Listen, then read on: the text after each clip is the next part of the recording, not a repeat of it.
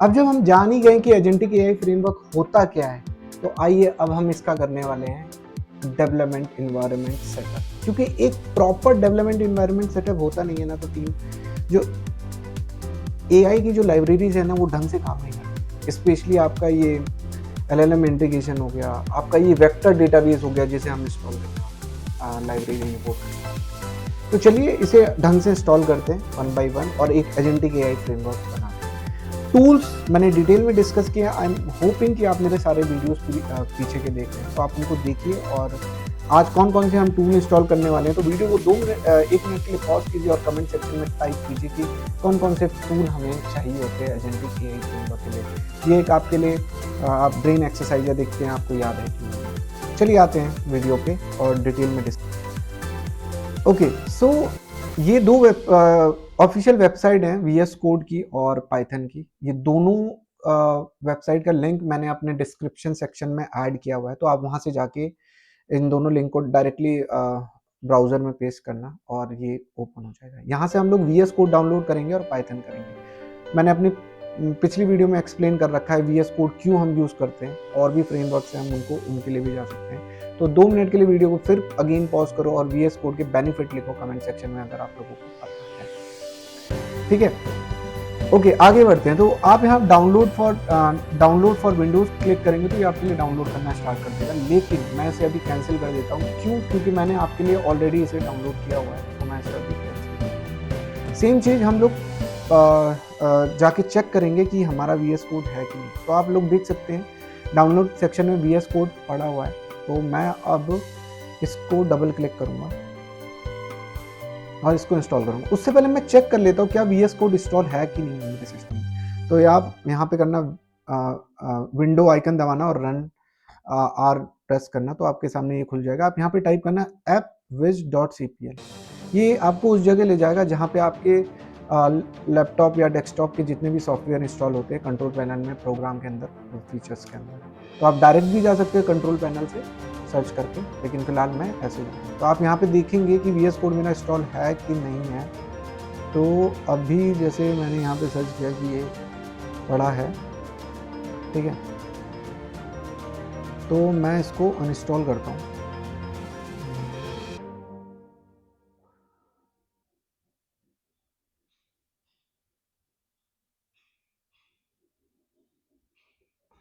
ठीक है, तो सबसे पहले मैं ये चेक करने जाऊंगा कि ये मेरा पड़ा हुआ। आप यहाँ से भी जा सकते हैं कंट्रोल पैनल से। आप यहाँ कंट्रोल पैनल पे क्लिक करो, आप यहाँ प्रोग्राम्स पे जाओ, यहाँ पे आपका प्रोग्राम्स एंड फीचर होगा और यहाँ से आप देख सकते हो ये सारे सॉफ्टवेयर जो आपके सिस्टम में इंस्टॉल है। तो अभी के लिए जैसे मेरा वीएस कोड डला हुआ है, लेकिन मैं आपको फ्रेश से समझाना चाहता हूँ, तो मैं इसको अभी फिलहाल के लिए अनइंस्टॉल कर देता हूँ। यस, तो ये कुछ टाइम लेगा और मेरे को ये बोल रहा है कि अनइंस्टॉल हैज डिटेक्टिव। ये अभी चल रहा है मेरा वीएस कोड, तो मैं आपको दिखा देता हूँ। कैंसिल, मैं यहाँ पे जाता हूँ और यहाँ पे वीएस कोड को क्लोज करता हूँ। ठीक है, अब मैं इसको दोबारा एक बार कंट्रोल पैनल से अनइंस्टॉल करने की कोशिश करता हूँ। यहाँ पे मैंने क्लिक किया अनइंस्टॉल और यस कर दिया मैंने। तो ये देखिए अनइंस्टॉल होना स्टार्ट कर दिया इसने। तो मैंने आपको जैसे बताया कि आप विंडो आर करो और यहाँ पे appwiz.cpl डालो, वो डायरेक्टली आपको यहाँ ले आएगा और यहाँ से आप चेक कर सकते हो कि आपके सिस्टम में कौन कौन से सॉफ्टवेयर है। अभी आप देख सकते हो मेरे पास पाइथन भी डला हुआ है गाइस, तो मैं पाइथन को भी अनइंस्टॉल मार देता हूँ आप लोगों की खुशी के लिए। क्या आप फ्रेश से मैं बताऊंगा। अभी मेरा फोकस है वीएस कोड को इंस्टॉल करना, फिर मैं पाइथन को करूंगा। It will take some time. तो ये control panel program in features के अंदर आपको सारे सॉफ्टवेयर मिल जाएंगे जो कि आपके सिस्टम में है।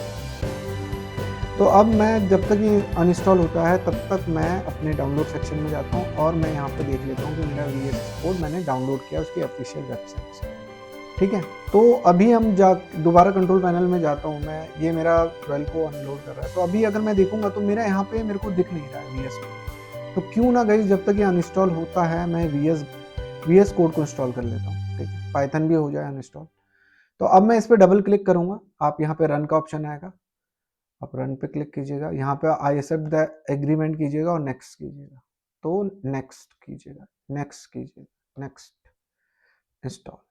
तो वहां पे एक ऑप्शन भी आ रहा था क्रिएट डेस्कटॉप आइकन, आप चाहो तो उसको चेक लगा सकते हो। मैंने लगाया नहीं, मेरे को चाहिए नहीं, मैं डायरेक्टली सर्च करके ले लूंगा। तो ये नेक्स्ट नेक्स्ट करके मेरा डायरेक्टली ओपन हो रहा है माइक्रोसॉफ्ट विजुअल स्टूडियो कोड। अगर साइड में मैं देखूं ये मेरा पाइथन अनइंस्टॉल हो चुका है। ठीक है, अब मैं VS कोड डाल रहा हूँ, मेरे पास सारा फ्रेश पड़ा हुआ है, VS कोड नहीं है मेरे पास, पाइथन नहीं है। तो सबसे पहला स्टेप ये VS कोड मैं डाल रहा हूँ और ये मेरा VS कोड सक्सेसफुली इंस्टॉल हो गया। ठीक है, यहाँ पे फिनिश का ऑप्शन है, आप फिनिश कीजिए। अब यहाँ से आप सर्च आइकन में VS कोड सर्च कर लीजिए और यहाँ पे क्लिक कीजिएगा तो आपका ये VS कोड खुल जाएगा। अब ये आपके पास पूरा डैशबोर्ड है, इसको मैं फिर कभी एक्सप्लेन करूंगा। अभी फिलहाल के लिए जो हाई लेवल में इसमें चेक करना चाहता हूँ वो मैं चेक करना चाहता हूँ एक्सटेंशन सेक्शन। यही रीज़न है क्यों VS कोड ज़्यादा मैं यूज़ करता हूँ, क्योंकि पाइथन यहाँ बहुत सारे एक्सटेंशन मिलते हैं कि अभी के लिए मान लो मेरे को पाइथन की ज़रूरत है तो मैं यहाँ पाइथन पे डाल देता हूँ। यहाँ पहले से हो रखा था उसका पुराना वाला, अभी मैं इसको दोबारा इंस्टॉल कर लेता हूँ। तो इसका मतलब ये नहीं इसका मतलब ये नहीं है कि अगर मैं यहाँ से पाइथन को इंस्टॉल कर रहा हूँ तो मेरा पाइथन इंस्टॉल हो जाएगा, मतलब कि काम करने लग जाएगा, नहीं। आपने जैसे कार देखी, कार में डैशबोर्ड होता है, हम बहुत बहुत सारी चीज़ें रखते हैं, ठीक है, इंजन भी होता है कार के अंदर, लेकिन मतलब डैशबोर्ड होता है तो हम सजाने के लिए बता देते हैं कि इसमें ये चीज़ें रखी हुई है। लेकिन जो कार चलेगी एग्जैक्टली पाइथन से ही चलेगी, एग्जीक्यूशन चलेगी, तो पाइथन इंस्टॉल करना जरूरी है। ये एक तरीके से डैशबोर्ड है, ये बताता है कि पाइथन को आप यूज करोगे। पाइथन के हमें बेसिक कोड मिल जाएंगे, बेसिक फीचर्स सारे मिल जाएंगे। मैंने बताया ना जो VS कोड का बेनिफिट होता है कि बॉयलर प्लेट कोड दे देता है, बहुत सारी चीजें हैं। तो अभी ये एज अ डैशबोर्ड हम डैशबोर्ड है जिसमें हम बहुत सारे आगे जाके फीचर्स यूज करेंगे, बहुत सारे एक्सटेंशन यूज करेंगे। जैसे अगर हमें गिट से कनेक्ट होना है या गिटहब एक्शंस करने हैं, मतलब CI/CD पाइपलाइन बनानी, या डॉकर से कनेक्ट होना है, तो हम उन एक्सटेंशन का आगे जाके मतलब इंस्टॉल करेंगे और उनको यूज़ करेंगे। अभी फिलहाल के लिए पाइथन है, पाइथन हम बस यहाँ पे बता रहे हैं। अब अगर मैं आपको मैं अगर आपको यहाँ पे टर्मिनल ओपन करता हूँ तो इसका मतलब ये थोड़ी ना है कि मेरा पाइथन डल गया। अगर मैं यहाँ पे पाइथन का वर्जन चेक करूंगा, पाइथन हाइफन वर्जन, तो आप देखेंगे कोई है ही नहीं, Python was not fine. Again मैं अगर पाइथन 3 हाइफन वर्जन करूँ तो आप सोच रहे हो पाइथन 3 लिख के देखो, तब भी नहीं आएगा। ठीक है, बस आगे बेनिफिट बताऊंगा कि क्यों ये एक्सटेंशन क्या है, क्या बेनिफिट है, वो सब एक्सप्लेन करूंगा डिटेल में। ठीक है, अभी फिलहाल के लिए आप एक एक्सटेंशन डाल दो पाइथन का, मेरे को पाइथन का कोई वर्जन नहीं दिख रहा है। ठीक है, तो यहां तक मेरा VS कोड है और VS कोड को मैंने इंस्टॉल कर लिया। अब जो मेरा नेक्स्ट स्टेप है इंस्टॉल करने का वो है मेरा पाइथन। तो पहले मैं विंडो R करके अपना CMD खोल लेता हूँ और मैं चेक कर लेता हूँ भाई पाइथन तो नहीं पड़ा है मेरे पास, पाइथन हाइफन वर्जन चेक किया, no I have Python 3 hyphen version, ये ठीक है। तो अभी नहीं पड़ा है, तो हम इंस्टॉल करने जाते हैं। और मैंने आपको दिखाया था कंट्रोल पैनल में कि आप जा भी सकते हो विंडो R करो और यहाँ पे app.wiz.cpl, ये आपको सीधा यहाँ खोलेगा कंट्रोल पैनल में। आप यहाँ देख सकते हो मेरा को कहीं पे भी पाइथन नहीं पड़ा है। VS कोड अभी मैंने थोड़ी देर पहले डाउनलोड किया है तो VS कोड आपको दिख जाएगा, लेकिन आपका पाइथन आपको नहीं दिखेगा। ठीक है, पाइथन है नहीं, ये पाइथन लॉन्चर है। अगर आप इसको डाउट हो रहा है तो मैं इसको भी अनइंस्टॉल मारता हूँ। चल भाई तू भी हो जा, यस। अगर आपको अभी मैंने इंस्टॉल नहीं किया पाइथन, अभी मैं अनइंस्टॉल मार देता हूँ सारा। ठीक है, तो सब कुछ प्रिपेयरिंग टू रिमूव, इसको रिमूव कर रहा है। और आप दूसरा तरीका है कि आप कंट्रोल पैनल पे भी जाके डायरेक्टली देख सकते हो। यहाँ पे आप कंट्रोल लिखो, यहाँ आप कंट्रोल पैनल का ऑप्शन आता है, तब अभी ये मेरा पाइथन लॉन्चर को डिटेल। तो देखिए मेरा कंट्रोल पैनल खुला है, यहाँ पे प्रोग्राम सेक्शन में जाओ, यहाँ पे प्रोग्राम एंड फीचर्स में जाइए, तो यहाँ पे आप देख सकते हो मेरा सिर्फ VS कोड आपको दिखा देगा जो अभी मैंने थोड़ी देर में इंस्टॉल किया। पाइथन का कुछ भी नहीं है यहाँ पे।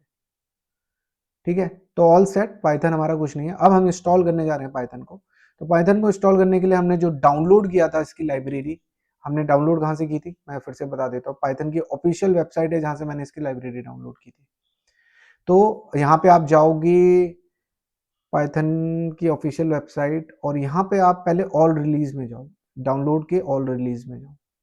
अब यहाँ पे बहुत सारे रिलीज आ गए, देखिए अभी कौन सा चल रहा है ये भी याद रख लो। 3.14 है जो Feb 3 2026 में लेटेस्ट लॉन्च हुआ था, 3.14.3। मैं ये एक्टिविटी इसलिए करता रहता हूँ, मेरे को पाइथन के लेटेस्ट वर्जन भी पता रहते हैं और बेनिफिट भी होता है कि मैं पढ़ता भी रहता हूँ कि नए वर्जनों में क्या फीचर्स ऐसे बेनिफिट आए हुए हैं। तो आप लोग भी इसको डेली करेंगे तो आप लोगों को पता चलेगा, क्योंकि इंटरव्यू में भी पूछ लेते हैं कभी कभी क्वेश्चंस लाइक पाइथन का आपने कौन सा लेटेस्ट वर्जन अभी मार्केट में है, कौन सा यूज किया है, तो आप लोगों को पता होना चाहिए। तो अभी फिलहाल के लिए मैं आप लोगों को जैसे मैंने बताया था, अभी आप वीडियो को 1 मिनट के लिए पॉज करो और मेरे को बताओ पाइथन के कौन से वर्जन हमारे लिए एजेंटिक एआई फ्रेमवर्क बनाने के लिए काम में आने वाले हैं, अगर आप देख रहे हैं। ठीक है, चलिए आगे बढ़ते हैं। अभी मैं फिलहाल के लिए 3.12 का यूज कर लेता हूँ, यहाँ 13 कोई नहीं, मैंने इसे क्लिक किया। अब यहाँ पे ऑप्शन आ रहे होंगे, आप यहाँ डाउनलोड में, यहाँ आप देख रहे होंगे विंडो इंस्टॉलर 64 बिट, आप इसको क्लिक करोगे ये डाउनलोड होना स्टार्ट हो जाएगा। मैं इसे क्रॉस कर रहा हूँ क्योंकि मैंने ऑलरेडी इसे डाउनलोड कर रखा है। कहाँ किया हुआ है आप मेरे डाउनलोड सेक्शन में देख सकते हो। अब मैंने 64 बिट ही क्यों यूज किया, क्योंकि मेरा जो लैपटॉप है वो 64 बिट का है, किन्हीं का 32 बिट का होता है तो वो 32 बिट का डाउनलोड करे।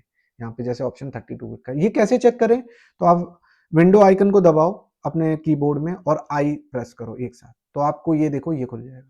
तो यहाँ पे आप सिस्टम में जाना, सिस्टम के नीचे आप अबाउट में जाना, यहाँ पे आपको पता चल जाएगा 64 बिट ऑपरेटिंग सिस्टम, यानी मेरा सिस्टम का टाइप क्या है। अगर आपको ये टॉपिक डिटेल में पढ़ना है कि ये 64 बिट 32 बिट क्या होता है पंकज, तो आप लोगों को मैं अभी तो नहीं समझाऊंगा, लेकिन कमेंट सेक्शन में अगर किसी भी बच्चे ने अगर लिखा या किसी भी प्रोफेशनल ने लिखा कि हाँ हम ये टॉपिक होता क्या है, कैसे काम करता है हमारा लैपटॉप, ये बहुत डीप अंडरस्टैंडिंग, तो आप कमेंट सेक्शन कीजिए, मैं डेफिनेटली इस पर एक वीडियो बनाऊंगा। अभी फिलहाल के लिए टॉपिक क्या है तो आपको मैंने बता दिया, बाकी ये सब है, ये अलग अलग चीज़ों के लिए अभी आप ये कोई डाउनलोड मेन फोकस अपना विंडोज इंस्टॉल मैंने डाउनलोड कर रखा है यहाँ पे। अब मैं इसको डबल क्लिक करता हूँ, इंस्टॉल करता हूँ। अब देखिए इसके में कुछ फायदे बताता हूँ और कुछ अभी बहुत लोग ना इन चीज़ों को मिस कर देते हैं, आज और आगे बढ़ना तो कुछ टाइम देगा आपको।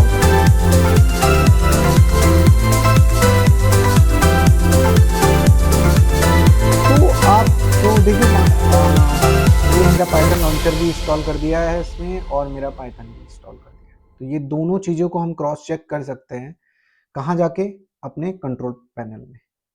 तो जैसे कि ऑलरेडी मेरा कंट्रोल पैनल खुला हुआ है, तो मैं एक बार देख लेता हूँ, मैं इनको बंद कर देता हूँ। दोबारा मैं आपको ये चीज़ बता देता हूँ कंट्रोल पैनल में आप कैसे जाके चेक कर सकते हैं आपके कौन कौन से सॉफ्टवेयर डले। तो अभी ये देखिए मेरे को मैसेज आ चुका है, सेटअप वॉज सक्सेसफुली, और क्लोज कर देता हूँ मैं इसको। अब मैं कंट्रोल पैनल पे जाता हूँ, जैसे कि मैंने बताया मेरे सिस्टम में जितने भी सॉफ्टवेयर इंस्टॉल हो रखे हैं उनकी सारी डिटेल मेरे को यहाँ पे मिल जाएगी। आप यहाँ पे प्रोग्राम में जाइए और प्रोग्राम के अंदर प्रोग्राम फीचर्स में जाइए, तो यहाँ पे आपको यहाँ सारा पता चल जाएगा कि कौन कौन से सॉफ्टवेयर डले हैं। अभी के लिए देखिए पाइथन लॉन्चर और पाइथन 12 मेरा डल गया है। अब मैं इसको चेक करूंगा भाई पाइथन डल गया है कि नहीं डल गया, और माइक्रोसॉफ्ट विजुअल स्टूडियो तो है। नेक्स्ट मैं यहाँ पे टाइप करूंगा विंडो आर और यहाँ पे टाइप करूंगा CMD, मेरा कमांड प्रॉम्प्ट खोल दे विंडो का, और यहाँ पे मैं पाइथन का वर्जन चेक करूंगा, पाइथन हाइफन वर्जन। तो ये मेरे को बोल रहा है भैया ये एरर आ रही है। ये एरर आप लोगों को बहुत आती होगी गाइस। इस एरर का मतलब है Python was not found, run without argument to install from the Microsoft store और disable this shortcut from setting. ये खुद बोल रहा है कि यहाँ जाके ये चीज करो, ये क्योंकि अभी ये पाइथन का वर्जन यहाँ से उठा, ये पाइथन माइक्रोसॉफ्ट स्टोर से उठा के लाता है, तो भैया मेरे को वहां से नहीं चाहिए, जो मैंने इंस्टॉल किया वहां से उठाओ। तो आपको इस लोकेशन में जाना है, तो कैसे जाओगे, सर्च में जाओ, सर्च में आप यहाँ पे टाइप करो एप्स, तो सेटिंग वाला ऑप्शन आएगा, तो सेटिंग ही खोल लो आप। ठीक है, यहाँ पे आपको मिल जाएगा एप्स, APPS एप्लीकेशन। यहाँ पे आप जाओगे एडवांस ऐप सेटिंग, जैसा कि उसने बोला था, और मैं यहाँ पे जा रहा हूँ ऐप एग्जीक्यूशन एरिया। बहुत लोग इसको बाय डिफॉल्ट ये विंडो में अनेबल ही आता है, ऐप इंस्टॉलर पाइथन और ये वाला, तो मैं इन दोनों को ऑफ कर देता हूँ। अब मैं इस एरर से तो एटलीस्ट कम से कम छुटकारा पा चुका हूँ। अगर मैं टाइप करता हूँ तो मैं छुटकारा पा चुका हूँ इस एरर से। अब ये मेरे को अनोखी एरर आ रही है, ये एरर बोल रहा है Python is not recognize as a internal or external command operable। तो वो जो आपने याद है जब हम पाइथन इंस्टॉल कर रहे थे, तो वो ही इशू था कि हम लोग पाइथन को ऐड नहीं करते इन्वायरमेंट वेरिएबल में, जो कि हमें ऐड करना चाहिए सिस्टम। दो तरीके, या तो मैं इसके पाथ में जाऊं और वहां से जाकर इन्वायरमेंट वेरिएबल में ऐड कर दूं। तो आप देखोगे ये इन्वायरमेंट वेरिएबल है ना, अगर मैं इसको खोलूं edit the system environment variable, तो आप यहाँ पे जाना, इन्वायरमेंट वेरिएबल ऑप्शन आ रहा है एडवांस के अंदर, और यहाँ पे आप देखना, यहाँ पर मेरा आना चाहिए पाइथन का वर्जन। अगर यहाँ पर देख रहे हो लॉन्चर पड़ा हुआ है मेरे पास और वीएस कोड पड़ा हुआ है, लेकिन पाइथन का वर्जन नहीं पड़ा हुआ है, लॉन्चर पड़ा हुआ है, ठीक है। तो यहाँ पे वो इंस्टॉल आना चाहिए था, पाइथन 12 ये सब यहाँ डले होने चाहिए थे। तो अभी यही रीजन होता है, या तो आप क्या करो, यहाँ पे न्यू क्रिएट करो और यहाँ पे पाइथन होम लिखो और यहाँ पे आप उसकी पाथ को पास कर दो। लेकिन इन्हीं सब चीज़ों से बचने के लिए गाइज मैं आप लोगों को बोलता हूँ, जब भी आप पाइथन को इंस्टॉल करो तो प्रॉपरली टाइम लेके इंस्टॉल करो। तो अभी हम फिलहाल के लिए क्या करते हैं, इन पाइथन के वर्जन को दोबारा इंस्टॉल मारते हैं, ठीक है। अब आपको चीज़ें क्लियर हो रही होगी और पता चल रहा होगा कि हम लोग कैसे, अगर आप लोगों को ये देखना है कि इन्वायरमेंट वेरिएबल में पाथ कैसे सेट किया हुआ है, तो बस कुछ नहीं है, जहाँ इस लोकेशन तक मैं आप लोगों को लाया हूँ, यहाँ पर आप जो नेम और वैल्यू ऐड करोगे वो मेरे डिस्क्रिप्शन सेक्शन पे चेक करो, और ये दो चीज़ें वहाँ डाल दो, आपका पाइथन का कोड चलने लग जाएगा, मतलब पाइथन का वर्जन दिखने लग जाएगा और कोड। ठीक है, ये अनइंस्टॉल कर रहा है और ये 1 by 1 अनइंस्टॉल करता है, तो 3.12 थोड़ा सा टाइम लेगा, काफ़ी हैवी लाइब्रेरी है कंपेयर टू जो इसके प्रीवियस वर्जन है। देख सकते हैं ये अनइंस्टॉल हो गया। मैं इसका लॉन्चर को भी अनइंस्टॉल मार देता हूँ और लॉन्चर ज़्यादा टाइम नहीं लेगा, ये अनइंस्टॉल, ठीक है। तो टीम मैंने ये क्यों अनइंस्टॉल कर रहा हूँ, और कि जब भी आप पाइथन को इंस्टॉल करें तो मेक श्योर आप उसको टेस्ट करें। अब देखिए मैं वापस जा रहा हूँ, मेरा पाइथन पड़ा नहीं है, मैं दोबारा से इंस्टॉल करूँगा पाइथन 12 को जो मैंने डाउनलोड किया। तो अभी आप इसको डबल क्लिक करो और यहाँ रन का ऑप्शन आएगा, और मैंने देखा है लोगों को बेस, तो ये दोनों यूज़ एडमिन प्रिविलेज, अगर इंस्टॉल करते वक्त कोई एडमिन प्रिविलेज चाहिए होगी तो वो दे देंगे, और ऐड python.exe टू पाथ, ये वो पाथ की बात कर रहा है जो मैंने अभी आपको दिखाया था इन्वायरमेंट वेरिएबल, और मैं इसको कर दूंगा इंस्टॉल। तो अब ये देखिए परमिशन मांग रहा है मुझसे और मैंने इसको, तो यहाँ से मुझे ये बेनिफिट हुआ कि मुझे डायरेक्टली इन्वायरमेंट वेरिएबल में नहीं जाने की जरूरत पड़ेगी, ये डायरेक्टली वहाँ पे वो चीज़ को ऐड कर दिया। अभी मैं आपको दोबारा वो चीज़ खोल के दिखाता हूँ, चेक कौन सा भी। तो ये मेरा कंट्रोल पैनल है, ये तो आपको पता है कि यहाँ पे मेरा स्टॉक, ठीक है। तो अभी इसको हम क्लियर रहने देते हैं, ये इंस्टॉल करेगा, तो ये हमारा पाइथन का है। सो अब आप देख सकते हैं टीम, यहाँ पर मेरा ये इंस्टॉल हो गया है, सेटअप हुआ सक्सेसफुली, और मैं इसको क्लोज कर लेता हूँ। अब मैं सबसे पहले काम करूँगा विंडो R और CMD खोलूँगा। Now again I am gonna check my Python version -, और पपम हमें आ गया पाइथन 3.12.9। तो आई होप आपको समझ में आया होगा। और एक और साथ हम चेक कर लेते हैं VS, इसका हमने टर्मिनल चेक करते हैं, टर्मिनल। तो जैसे हमने देखा था कि इसमें पाइथन का वर्जन होता है, यहाँ पे भी हम चेक करते हैं पाइथन वर्जन, और व्हाट इट विल शो। अभी भी यहाँ पे इशू आ रहा है पाइथन 3 वर्जन। अभी इसको हम डीबग करते हैं, इसको डीबग हम करते हैं और VS कोड को दोबारा खोलते हैं। तो मेरा लोकल में तो पाइथन से करना हो गया, अब मेरे को VS कोड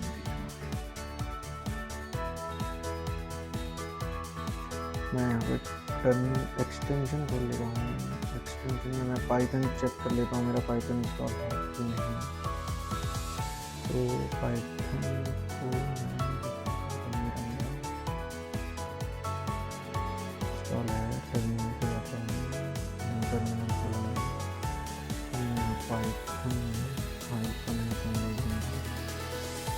और यहाँ पे आप देख सकते हैं कि मेरा पाइथन का वर्जन आ गया। तो मैंने एक बार रीस्टार्ट किया है, तो अब मेरा VS कोड को भी पता चल गया कि पाइथन। सो दोस्तों अभी हमने दो चीज़ें इंस्टॉल कर ली, VS कोड और पाइथन। देखा मैंने आपको सारे स्टेप बताए कि VS कोड कोई छोटी चीज़ें, ज़्यादा कंफ्यूज होने की जरूरत नहीं, उनकी वेबसाइट से डाउनलोड करो दोनों के पैकेजेस, और मामले से स्टेप्स हैं जिनको आप कर सकते हैं। अब हम आगे जो नेक्स्ट स्टेप करने वाले हैं वो करने जा रहे हैं कि कौन कौन से पाइथन की लाइब्रेरी हम लोग इंस्टॉल करेंगे और उनके बेनिफिट क्या हैं, वो डिस्कस नहीं करेंगे, इंस्टॉल करेंगे। क्योंकि हम आगे जाके अपने जब हम एजेंट्स बनाएंगे, एजेंटिक फ्रेमवर्क बनाएंगे, पूरे मल्टीपल एजेंट बनाएंगे, तो उनकी बहुत ज़रूरत होगी। तो अभी आप लोग अगर ये शुरू से वीडियोस देख रहे हैं, पूरे फ्लो में देख रहे हैं, तो आप लोगों को टिल नाउ कोई भी दिक्कत नहीं आनी चाहिए। अगर आ रही है तो कमेंट सेक्शन कीजिए, मैसेज कीजिए, मैं आपको मेल आईडी मैं ऑलरेडी आपको शेयर करता हूँ, तो आप उसमें मेरे को मैसेज कीजिए कि सर यहाँ पे अटक गए, या कोई कॉर्पोरेट से हैं फ्रेंड आप लोग अटक रहे हो, तो आप मुझे पूछना, I help you on that. Okay, तो चलिए टॉपिक पे आते हैं। अब कौन कौन सी लाइब्रेरी हम लोग पाइथन के इंस्टॉल करने वाले हैं, चलिए। सो ये हमारा VS कोड हमने डाल लिया था। इसमें हम लोग पाइथन का वर्जन एक बार क्विकली दोबारा चेक कर लेते हैं, जो हमारा डाला था पाइथन वर्जन। तो ये हमारा पाइथन का वर्जन था। अब जो मैं काम करने जा रहा हूँ गाइस, इसमें मैं क्या करने वाला हूँ, 2 इन्वायरमेंट बनाने वाला हूँ अलग अलग, या 2 एप्लीकेशन बोल लो या 2 प्रोजेक्ट बोल लो, अलग अलग बनाने वाला हूँ, ठीक है। और वो प्रोजेक्टों में मेरी जो एक प्रोजेक्ट में एक जो लाइब्रेरीज चलेंगी वो वहाँ पे इंस्टॉल करूँगा, दूसरे वाले में अलग होंगी। बस समझाने पर्पज़ के लिए बता रहा हूँ कि यहाँ पे हम लोग कैसे प्रोजेक्ट बनाएंगे, उन पे कैसे हम पाइथन की लाइब्रेरी इंपोर्ट करेंगे, फिर आगे का काम कैसे करेंगे। सेम चीज़ अगर आप इंडस्ट्री में हो, सेम चीज़ अगर आप, तो गाइज मैं यहाँ पे 2 अलग अलग एप्लीकेशन बनाने वाला हूँ, 2 अलग अलग प्रोजेक्ट बनाने वाला हूँ, वर्चुअल इन्वायरमेंट, और उनमें अलग अलग डिपेंडेंसीज स्टोर होंगी। अब मैं 2 क्यों बना रहा हूँ, सिर्फ आपको समझाने पर्पज़ के लिए कि आप एक प्रोजेक्ट में पाइथन की ये लाइब्रेरी डाल सकते हो, दूसरे को कोई इम्पैक्ट नहीं पड़ेगा, और ऐसे ही आप आगे के काम कर सकते हो। लेकिन हम लोग जब इंडस्ट्री में काम करते हैं तो हम लोग प्रॉपर डॉकर इमेज का यूज़ करते हैं। हम लोग हर एक एप्लीकेशन के लिए अलग अलग इमेजेस बनाते हैं, फिर उनको डिप्लॉय करते हैं, उनको रन करते हैं। यहाँ पर अभी हम बेसिक कर रहे हैं, लेकिन आप चाहते हैं डॉकर पे काम मैं बताऊँ तो मैं उसका भी वीडियोस डालूंगा, अपलोड करूँगा, और मैं उसकी भी एक अलग ट्यूटोरियल सीरीज जल्दी स्टार्ट करने वाला हूँ, जिससे कि लोगों को डॉकर के बारे में भी पता चले और हम अपने इस एजेंटिक AI प्रो में डॉकर्स का यूज़ करके आगे के काम को करें। अभी वापस आ जाते हैं। सो यहाँ पर मैं अभी एक वर्चुअल पाइथन का इन्वायरमेंट बनाता हूँ, python-m वर्चुअल इन्वायरमेंट मैंने बना दिया। इसका नाम मैं दे देता हूँ प्रोजेक्ट 1 और एंटर। ऐसे ही एक दूसरा बना देता हूँ, ठीक है। और हर एक अलग प्रोजेक्ट में मेरी अलग पाइथन की लाइब्रेरीज होंगे। तो अभी आप देख रहे हो मेरा बन गया, मैं तब तक दूसरा वाला भी बना लेता हूँ, प्रोजेक्ट 2। 2 मैंने बना लिया, और मैंने इनके लिए विंडो R दबाओ आप और CMD खोलो, और यहाँ पर आपको अपने इन्वायरमेंट को एक्टिवेट करना होगा, अपने प्रोजेक्ट को एक्टिवेट करना होगा। जैसे कि मेरा प्रोजेक्ट 1 है और /scripts/एक्टिवेट लिख दिया हमने, एक्टिवेट और एंटर। ये मेरा एक्टिवेट हो गया, आप यहाँ से देख सकते हो प्रोजेक्ट 1।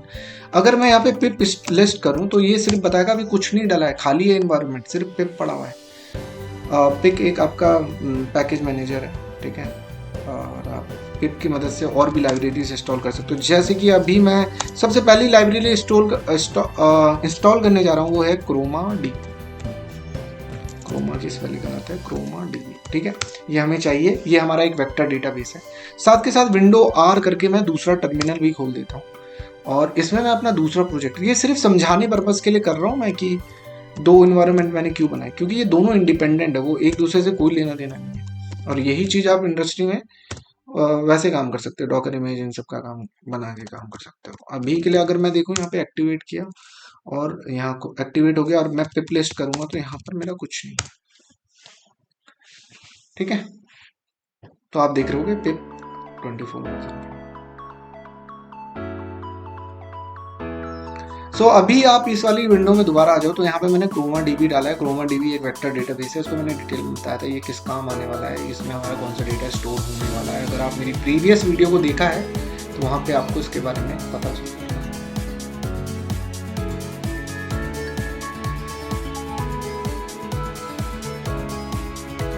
थोड़ा सा टाइम ले रहा है इंस्टॉल करने में। फिर इसके अलावा जो अदर लाइब्रेरीज हैं हम वो भी इंस्टॉल करेंगे।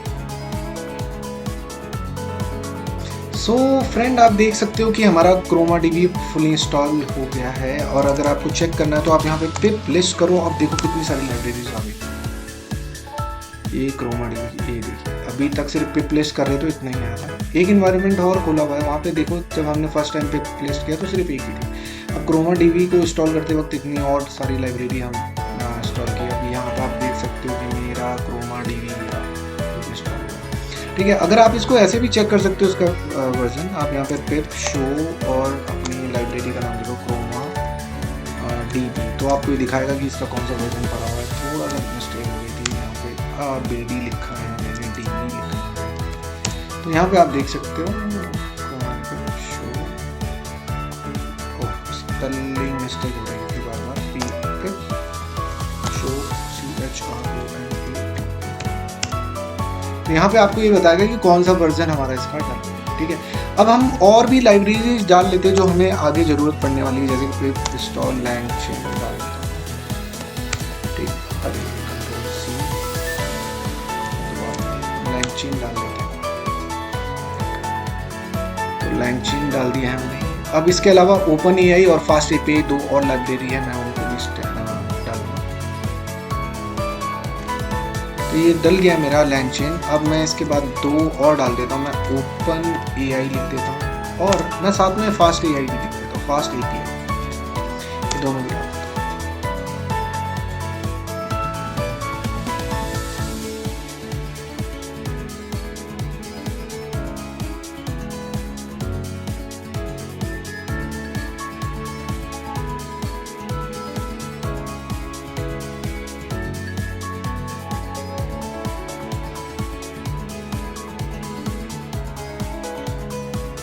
तो साथ के साथ अगर आप मेरे दूसरे ये भी डल गया मेरा। मैं फिलहाल के लिए आपको यहाँ पे लिस्ट करते हुए दिखाता हूँ कि कौन कौन सी हमारी लाइब्रेरी डल। अभी आप देखोगे टीम तो मेरी अभी मैंने कौन कौन सी डाल दी है, जैसे OpenAI रिलेटेड ये देखिए आ रही है सारी लाइब्रेरी, ठीक है। LangChain रिलेटेड ये रही हमारी, ChromaDB मैंने ऑलरेडी आपको दिखाया था, ChromaDB, ठीक है। और ये FastAPI, ये ChromaDB, ठीक है। तो ये 4 लाइब्रेरी मैंने डाली है 1 बाई। और दूसरे इन्वायरमेंट में कुछ नहीं डला है, वो इन्वायरमेंट डिफरेंट पर्पज के लिए। अभी इसको हम टाटा बाय बाय करते हैं, प्लेस करेंगे तो इसमें कुछ नहीं है। तो ये इन्वायरमेंट इंडिपेंडेंट, ठीक है। तो आई होप कि आपको समझ में आया होगा कि आप यहाँ पे कैसे काम कर सकते हैं। फिलहाल अभी हम ऐसे ही फिलहाल हम ऐसे ही अभी काम करने वाले हैं कि हम लोग एक प्रोजेक्ट बनाएंगे। और अब मैं नेक्स्ट वीडियो में आपको एक्सप्लेन करने वाला हूँ कि जो लाइब्रेरीज मैंने यूज़ किया अब उनकी मदद से मैं एक एजेंट बनाऊंगा, जो कि बहुत ही इंटरेस्टिंग होने वाला है। अभी फिलहाल के लिए बात करेंगे ये 4 लाइब्रेरी जो मैंने डाली है। पहली कौन सी डाली? ChromaDB। ये जनरली किसके लिए यूज़ होती है? मेमोरी के लिए। आपका कोई भी डेटा है वो आप वेक्टर की फॉर्म में इसमें स्टोर कर सकते हो। दूसरा कौन सा डाला था? LangChain जनरली यूज़ होता है आपका एजेंट का लॉजिक के लिए। आपको एजेंट का लॉजिक बनाना है उसके लिए LangChain का यूज़ करते हैं। उसको भी डिटेल में पढ़ेंगे नेक्स्ट वीडियो में, मज़ा आने वाला है। और तीसरी लाइब्रेरी मैंने डाली थी OpenAI। What the purpose of OpenAI? तो OpenAI बेसिकली हमारा किसके लिए? LLM इंटीग्रेशन के लिए, मतलब वो भी हम पढ़ेंगे। मैं ये टॉपिक सारे 1 बाई 1 पढ़ाऊंगा, अभी आपके लिए बता रहा हूँ। अगर आपको पढ़ना है आप एडवांस में पढ़ सकते हो, और जब मेरी नेक्स्ट वीडियो देखेंगे तो आपको और भी समझ में आएंगे ये टॉपिक, ये लाइब्रेरीज क्यों हम यूज़ कर रहे हैं। और फिर लास्ट हमने FastAPI, तो बैकएंड की जितनी भी सर्विंग API होंगी तो वो हम FastAPI के थ्रू करें। तो अभी ये 4 लाइब्रेरीज हैं, आप इनको इंस्टॉल कर लो, चेक भी करना आपको सिखा दिया। तो आज के लिए सिर्फ मैं इतना ही एक्सप्लेन करूंगा। आई होप कि आपको वीडियो समझ में आया होगा, और नेक्स्ट वीडियो में हम मिलेंगे इस बैटलफील्ड और इस एनवायरनमेंट के साथ, जहां पे हम अपना पहला एजेंट बनाने जाएंगे। तो bye bye, see you tomorrow.